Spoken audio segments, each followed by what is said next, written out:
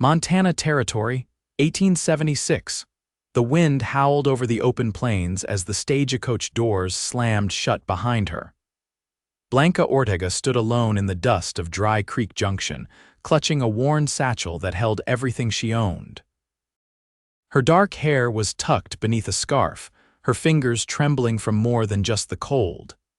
She had made it this far from Mexico City, but now every eye in the station seemed to narrow in on her like she had walked in wearing trouble. A man in a bowler hat barked something at her too fast, too sharp. She blinked, unsure, trying to catch a word she might know. He waved her off with a scowl and turned his back, muttering something under his breath. No one else looked her way, not kindly.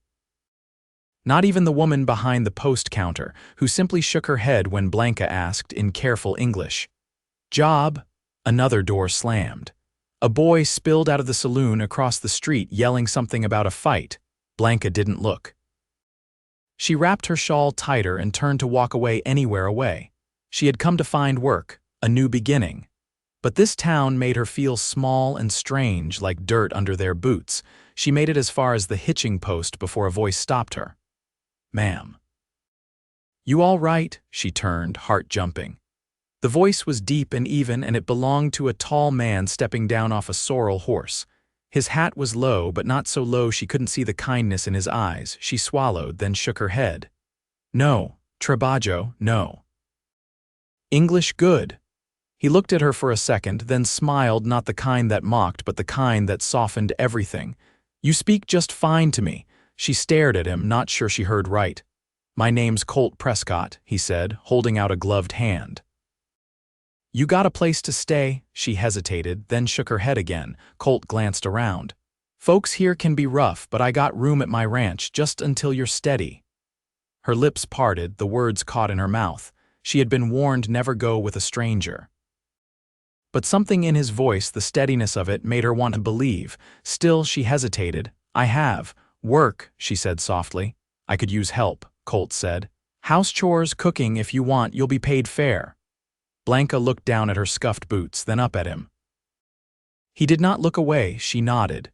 Colt turned, helped her onto his horse like she weighed nothing, and led them out of Dry Creek Junction without another word. Colt's ranch sat 2 miles out, nestled against the edge of pine-covered hills. The house was small but strong, with smoke curling from the chimney and a white fence that needed mending. Blanca's eyes flicked to the barn, to the corral, to the endless sky overhead. It was quiet, the kind of quiet that settled in the chest. He helped her down and opened the door. Inside was warm, with a cast-iron stove and a long wooden table. A blanket folded neatly on the sofa. Everything smelled like pine and coal smoke. "You can sleep here," he said, motioning to the cot by the window. "Do not worry, I will be in the barn most nights." "You are safe." She nodded, the words thick in her throat. "Hungry?" he asked. She nodded again. He handed her a plate of beans and cornbread, then sat on the far end of the table. He did not press her with questions, just watched the fire. That night she curled beneath the blanket and stared out the window at the stars. She whispered a prayer in Spanish, for her mother, for her sisters, for strength. The next morning she was up before dawn. She swept the floors, peeled potatoes, and scrubbed the table until it shone. When Colt came in from feeding the cattle, he paused in the doorway. "You do not have to do all this," he said. "I want," she said, then corrected herself. "I want to help," he nodded, something unreadable flickering in his eyes.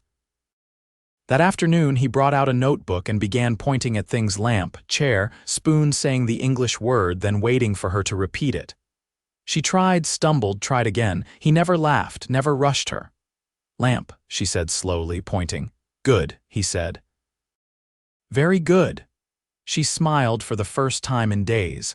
By the end of the week, she knew the names of every tool in the tack shed and could ask for water without pointing.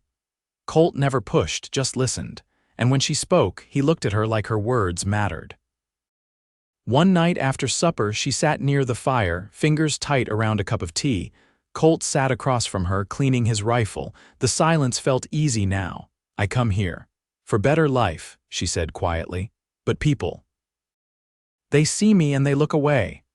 They are fools, Colt said without hesitation. You are brave, strong. She looked up, eyes shining. No one has ever said that to me, she whispered. He set the rifle aside. Well, it is the truth. A week turned into 2. Blanca found joy in small things: kneading dough, brushing the horses, listening to Colt hum under his breath as he worked the fence line. He taught her to ride, holding the reins with her until she found her balance. One morning, she found a note by her plate. You speak just fine to me. Beneath it, a small flower. She held it for a long time.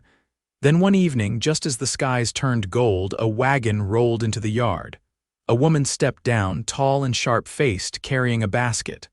Colt, she said, eyes darting to Blanca. Heard you took in some foreign girl. Colt stepped forward.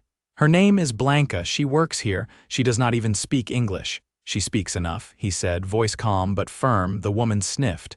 Well, I suppose charity is your business. Colt stared at her. She is not charity. Blanca stood frozen, every word hitting like a stone. When the woman left, Colt turned to her. Do not listen to folks like her. You deserve to be here. Blanca's voice trembled. I do not want to be a burden. You are not, he said. You are a blessing. That night he found her outside, sitting beneath the stars. He sat beside her, quiet for a long time. You do not know, she whispered, how alone I felt until you. He reached over, gently took her hand. You are not alone now. She looked at him, eyes full. You care for me? His fingers tightened slightly around hers. I do, she smiled, tears slipping down her cheek. I care for you too, she said. And under the stars, with no need for perfect words, she leaned into him, and he wrapped his arm around her like it was always meant to be. The last of the snow lingered in the shadowed edges of the pasture, crusted and gray, as spring pressed her way into the Montana hills. Blanca had never seen land stretch so far in silence. Back home, the streets had been a tapestry of sound vendors shouting, wheels grinding against stone, the laughter of sisters around the fire. Here, it was the wind and the lowing of cattle, and sometimes Colt's voice from the barn, steady as a bell. That morning she stood in the doorway of the chicken coop, apron full of eggs, watching him mend a split rail along the north fence. His coat hung from a nail, sleeves rolled up past his elbows, arms corded with effort. He worked with a quiet rhythm that calmed her, like the beat of a heart. She stepped from the coop and crossed the yard. You need help? She asked in English, cautious but clear. He glanced up, then straightened, brushing his hands on his trousers. Only if you've got the patience for cedar splinters. She tilted her head. I have worked with worse. He handed her a hammer and they settled into the task side by side. He showed her how to angle the nails so the wood wouldn't crack. She caught on fast, her fingers steady, and before long they'd replaced 3 rails. When they stopped for water, he leaned against the post and looked at her. You ever handle cattle? She shook her head. No, but I want to learn. You're not afraid of much, are you? She didn't answer right away. Then I was afraid when I left my home, but now I think. Fear is smaller than I thought, he nodded, thoughtful. That's something most folks take a lifetime to figure out. They walked back to the house as the sun climbed higher. Blanca peeled potatoes while Colt chopped wood out back. The day moved slow and honest. Later that afternoon, a rider came up the road, dust rising behind him. Blanca saw Colt's shoulders tighten as he stepped off the porch. The rider was lean and pale, his jacket slung open, hat tipped back. Prescott, he said, nodding. Heard you might be looking to buy feed. Colt wiped his hands. Depends what you're offering. The man's eyes drifted to Blanca, who stood just inside the doorway. He grinned, but it didn't reach his eyes. Didn't know you'd picked up help, Colt's jaw set. That's Blanca. She's not up for discussion, the man laughed. Easy, just saying hello, you said it, now move along. The rider hesitated, then pulled his horse around and headed off without another word. That night, Blanca set a warm loaf on the table, her hands still dusted with flour. She didn't ask about the man. Colt didn't bring it up. Instead, he poured 2 cups of coffee and sat down beside her.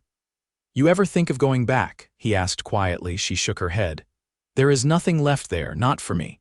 He was quiet a moment. Then, I lost my brother in the war. Came back to an empty house. Thought I'd just keep to myself after that. She looked at him. But you didn't. No, he said, watching the fire. You changed that. She reached for her cup, fingers brushing his, neither pulled away. You have given me more than a home, she said. You gave me a voice. He turned, eyes meeting hers. You gave me purpose. I'd forgotten what that felt like. The light from the hearth flickered between them. He reached across the table, gently tucking a loose strand of hair behind her ear. I want you to stay, Blanca, not just for the work. Not just for spring. She held his gaze, heart rising slow and sure. I want to stay, she said. Because of you. And when he leaned in, their foreheads touched first, a quiet promise in the hush of the room. Outside, the wind had stopped. The land held its breath. Inside, two hearts moved toward something strong enough to carry them both. The thaw came quiet, seeping into the soil and softening the edges of everything. Streams ran faster, and the cottonwoods near the creek unfurled their first pale leaves.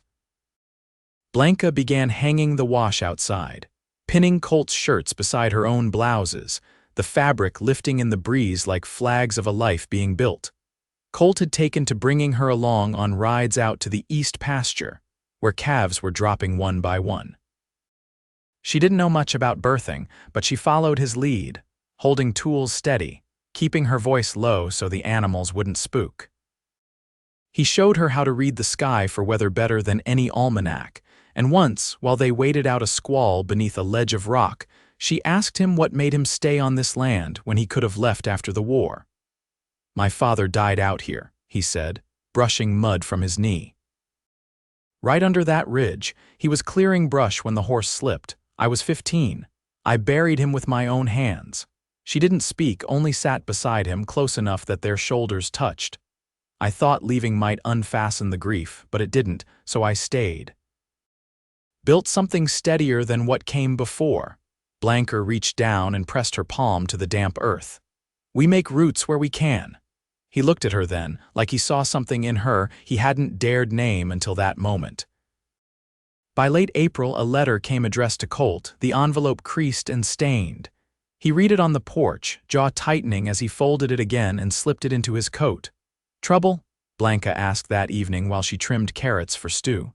My cousin's boy ran off, took a rifle and a horse. They think he's gone north, maybe trying to join a mining crew in Butte. His mother asked me to look for him. Blanca set down the knife. Will you go? I have to. He's only 17, doesn't know what he's walking into. She nodded slowly. How long? 2 weeks, maybe 3. The quiet wrapped around them, but it was a different quiet now, not empty, just waiting. I can keep things here, she said. You don't need to worry. He looked at her then, not as a guest or a hire, but as someone he trusted with his whole life. I know you can. He left at dawn. Before he mounted, he turned to her where she stood on the porch, her shawl drawn tight in the chill. If anything happens, if you need anything, go to the McAllisters. They know you're here. They'll help if I'm not back, when I said. She reached out and touched his sleeve. You come back. I will. And then he was gone, dust rising behind him, the shape of him growing smaller against the hills. The days alone tested her. She mended the chicken wire fence herself, stitched a tear in the mare's saddle blanket, and fixed the stovepipe after a storm shook it loose. Each task made her stand taller. The townsfolk still watched her with narrow eyes when she rode in for supplies, but she kept her voice even, her chin high. She didn't ask for permission to belong anymore. One evening, just as the sky turned that deep, sinking blue, she found a rabbit caught in the fence behind the barn. Its leg was twisted, blood on the wire. She knelt, murmuring softly in Spanish, and freed it with gentle hands. The rabbit trembled, then darted off into the grass. She sat there long after it was gone, hands stained, heart tight. When she finally rose, the stars were out, and she whispered into the dark, "Come home soon." Colt returned on the 13th day. She heard the horse before she saw him, the rhythm of hooves she'd come to know. He looked worn, a scrape down his cheek and dust in his eyebrows, but when he saw her step out of the house, he smiled like nothing else existed. She ran to him without thinking, skirts brushing the grass. He caught her, arms wrapping around her like a vow. "He's safe," Colt said into her hair. "Didn't make it past Helena. I brought him back to his mother." She pulled back, her hands on his face. "You're hurt." "Just a branch." "I'm fine." He looked around the yard, the clean steps, the stacked firewood. "You kept everything going." "I told you I would." He leaned in close, voice low. "I missed you, Blanca." "I missed you too." He kissed her then, soft and sure, nothing rushed or uncertain. Just the truth of them, found in silence, tested by time and finally spoken. That night they sat on the porch wrapped in one blanket, watching the moon rise over the hills. She leaned her head against his shoulder, and he threaded his fingers through hers. "You want to stay here?" he asked after a long while. "Not just for the season, for good." She turned to him, eyes steady. "I already am." The first calf born under Blanca's care had a crooked leg, and she wrapped it in linen soaked with warm vinegar, just like Colt showed her. The little thing bawled through the night, but it lived, and in the morning, Colt found her asleep in the hay beside it, her skirt streaked with straw and her cheek pressed to her folded arms. He didn't wake her. He just stood there a long while, watching her breathe. By May, the land had turned green.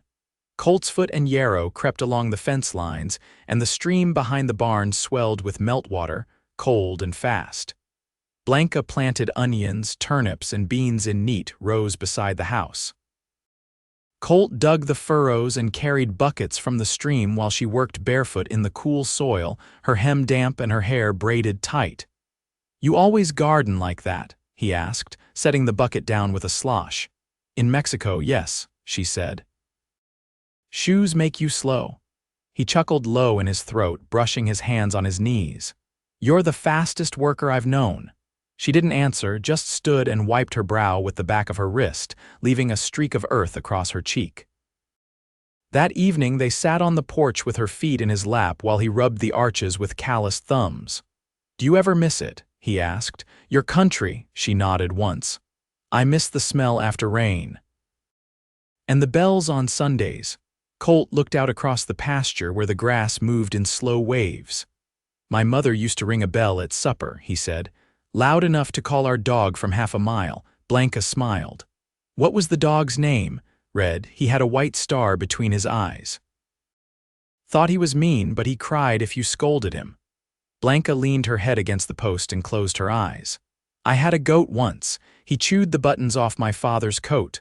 Colt laughed, and she felt it more than heard it, the sound low and warm between them. A few days later, she brought a small tin from her satchel and set it in the center of the table. Inside were 4 pieces of soft, carved wood figures she'd whittled on cold nights while Colt was gone. One looked like a mare, another like a boy she remembered from the village, holding a kite. She picked up the smallest, a woman with her arms raised, and placed it in Colt's palm. "She is for strength," Blanca said. "For the days when your heart is tired." He didn't speak, just ran a thumb along the curve of the figure's back. "You made these?" he asked. "Yes." He set it carefully on the mantel beside the tin lantern. The next morning, Colt saddled 2 horses and packed a basket with bread and dried apples. "There's a place I want to show you," he said. They rode west past the ridge where the pine thinned out and the hills opened like a hand. The trail narrowed, then bent around a cluster of rocks. Beyond it, the earth dropped into a hollow, green and hidden, with a pond in the center so still it mirrored the sky. Blanca dismounted and walked to the edge of the water, her fingers trailing through tall grass. "No one lives near," Colt said. "No one comes out this far." She turned to him, her face bathed in late light. "Why bring me here?" He took his hat off, ran a hand through his hair. "Because it's the only place I ever felt peace. Until I met you." She stepped closer, the air between them warm and quiet. "I feel peace with you too," she said. He reached for her hand. "I want to build a cabin here, just for us, something small with a porch and a stove." "If you'd want that." She looked out over the hollow, the still water, the sky thick with gold. "I would," she said. "Yes." Colt kissed her there beneath the cottonwoods with the fading sun at their backs. It wasn't hurried, it wasn't a question, it was the beginning of something whole. When they rode home, Blanca leaned into him with her arms around his waist. and the horses carried them slow down the trail, as if they understood the weight of the moment. That night, Colt carved a new figure in the firelight, a man with his hands open. He placed it beside the woman on the mantel, and neither of them said a word. They didn't have to. Blanca pressed the last of the window glass into the frame with a line of putty, her sleeves rolled high and her brow damp. The cabin stood firm now, walls chinked tight, the roof pitched just enough to keep snow from settling too heavy. Colt had hewn the beams himself, and she had laid every stone of the hearth. They worked without hurry, without waste, and every board they touched held the rhythm of their hands. He stepped inside from the porch carrying a bucket of water, his shirt damp at the collar. "Found a spring just up the ridge," he said. "Runs clean and cold, we'll never want for water." She straightened, brushing sawdust from her skirt. "Did you mark the path?" Stacked stones near the bend. "You'll see them easy." The cabin smelled of pine and linseed. A small table stood near the window, and in a corner, Colt's old rifle leaned beside a shelf where Blanca had lined up the small carved figures. The woman and the man stood side by side now, their wooden forms turned slightly toward one another, as if listening. That night they slept in the loft, the rafters low enough that Colt had to duck. Blanca curled against his side, her hand resting at the center of his chest. Outside, the creek whispered over stone, and inside, the fire burned down to ember. In the quiet, she spoke without lifting her head. "I want to learn to shoot." He stirred slightly. "You sure?" "I don't want to be afraid if something comes." Colt nodded in the dark. "Then I'll teach you. We'll start with the Henry. It's steady." They rose early the next morning and rode to the meadow edge, where the grass grew low and the earth sloped gentle. He set a tin cup on a fence post and handed her the rifle, showing her how to hold it firm but not rigid. She missed the first 3 shots, then clipped the rim on the 4th. He didn't praise her, didn't grin, just reloaded and said, "Again." By the end of the week, she could strike bark from a tree at 20 yards. That Sunday, Mrs. McAllister came by with a wrapped parcel and a tin of molasses cookies. She stepped down from her wagon and surveyed the cabin with narrowed eyes that softened when Blanca stepped through the door. "I heard you were building up here," she said. "I brought a few things. Some linens and a kettle you might find useful." Blanca reached for her hand. "Thank you." Mrs. McAllister hesitated. "I wasn't kind when you first came, I know that, but you've proved yourself steadier than half the women born here." Blanca nodded once.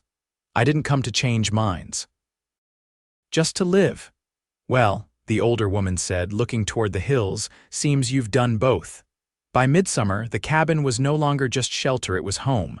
Blanca kept a small journal now in 2 columns.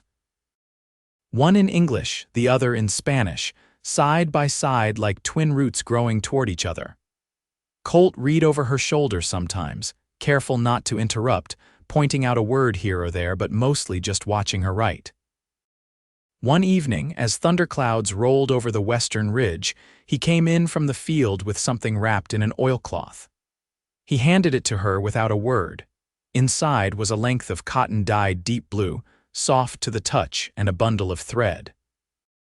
"You said once you used to sew your mother's skirts," he said. "I thought maybe you'd want to make one for yourself." She touched the fabric with both hands, eyes wide. "I will wear it at our wedding," she said. Colt blinked, then stepped closer. "You're sure?" "Yes." He took a breath, then kissed her forehead. "I'll ride into town tomorrow, speak to the preacher." They were married 3 days later beneath the cottonwoods near the hollow.